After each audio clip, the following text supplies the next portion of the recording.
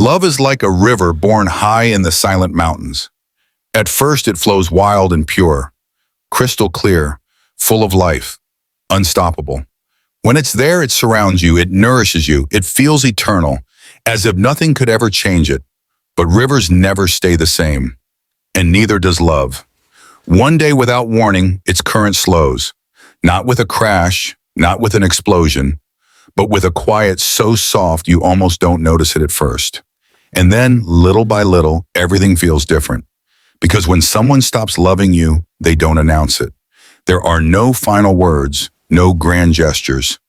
Love, when it dies, doesn't shatter loudly. It dissolves silently.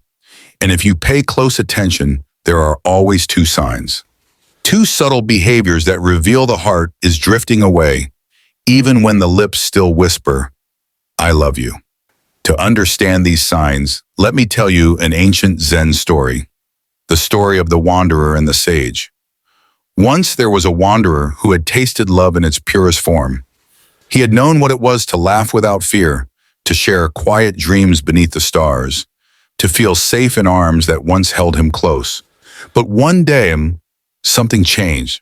The laughter faded. The words once soft and tender became distant, mechanical. Conversations turned shorter.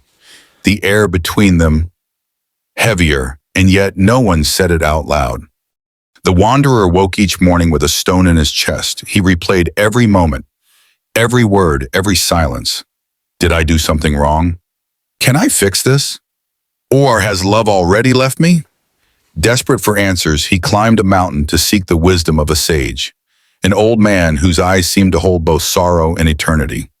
When the wanderer spoke of his pain, the sage listened without interruption, as though hearing not just the words, but the aching silence beneath them.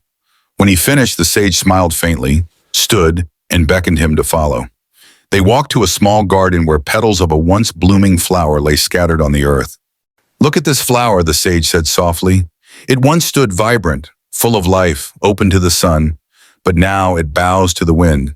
Do you hear it crying out? Do you see it fighting to hold its petals?" The wanderer shook his head. "Exactly," the sage whispered. "When love fades, it does not scream. It dissolves quietly. And those who stop loving always make two gestures, subtle but undeniable, if you dare to see them." The sage walked to a bowl of water nearby. He dipped his hand in and lifted it slowly, letting the droplets slide back down one by one. "See how easily the water slips away? This is the first sign. When someone's heart begins to drift, they don't always leave physically, but you'll feel the distance growing. They no longer laugh the way they used to. Conversations shrink, turning into polite exchanges. The effortless warmth gone. They are there, and yet, somehow, it feels as if they've already left. The wanderer's breath caught in his throat. He thought of evenings once filled with laughter, now replaced by the sound of silence. "But if the distance is so silent," he asked, "how can we notice it before it's too late?" The sage's gaze softened. "The heart," he said gently, "always knows before the mind accepts it.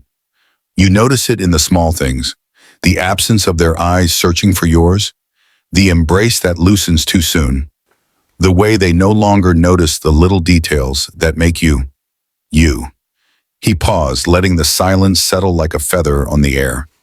"It's like living inside an echo," he continued softly. "The memory of what once was remains, but its warmth is gone." "And the second sign?" the wanderer whispered. The sage picked up a small mirror and held it up between them. "When love leaves," he said, "it's not just the presence that fades, it's the way they see you. Their eyes change first. Where once you saw tenderness, now there's distance. Where once their voice carried warmth, it grows polite, detached. They speak, but the words no longer touch you. They look at you, but it feels as though they're looking through you." The wanderer stared at his reflection, seeing the familiar face staring back, and yet he no longer recognized the version of himself he was within their love. His voice trembled. "So, what remains when love fades?" The sage rested a weathered hand on his shoulder. "What remains," he said quietly, "is you, who you were before love, who you became because of it, and who you're still destined to become." The wanderer's tears blurred his vision. Then, what should I do? You cannot trap the wind between your fingers, the sage replied. You cannot command the flower to keep its petals.